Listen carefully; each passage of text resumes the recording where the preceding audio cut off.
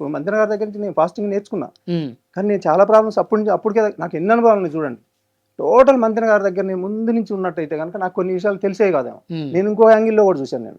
ఇంకో యాంగిల్లో కూడా ఎలా తగ్గొచ్చు. ఇన్ని యాంగిల్స్ వచ్చినాయి నాకు. ఆయన దగ్గర నుంచి ఖచ్చితంగా నేను ఇది లంకనం అనేది మాత్రం ఫాస్టింగ్ అనేది మాత్రం ఆయనే చెప్పాడు నాకు. ప్రతిరోజు మార్నింగ్ 5 o'clock కాల్ చేసేవాడు ఆయన. కాల్ చేసి ఎలా ఉంది, ఏం జరుగుతుంది, ఇవన్నీ అడిగేవాడు ఆయన. అట్లా దాని మీద ఇన్ని రకాల అనుభవాలు ఉన్నాయండి. అటు ప్రాక్టికల్గా పుట్టి పెరిగింది అటువంటి వాతావరణం, మళ్ళీ ఇవన్నీ తగ్గించుకుంది కొంత వ్యవస్థలో, మళ్ళీ ఈ మంత్రి గారు ఇన్స్పైర్ చేయటం, ఇన్ని రకాల అనుభవాలు ఉన్నాయి దీంట్లో. ఏది ఒక దాంట్లో ఒక యాంగిల్ నమ్ముకొని అంటే వ్యాక్సిన్ తీసుకోవటం తప్పంటారు మొత్తానికి. తప్పని కాదు, మరి వాళ్ళకి అవసరమే. మరి ఇప్పుడు వ్యాక్సిన్ తీసుకోవడం తప్పనేది కాదండి. ఇప్పుడు తీసుకోకుండా పోవాల్సిన పరిస్థితులకు బాడీని తీసుకెళ్ళాలి కదా.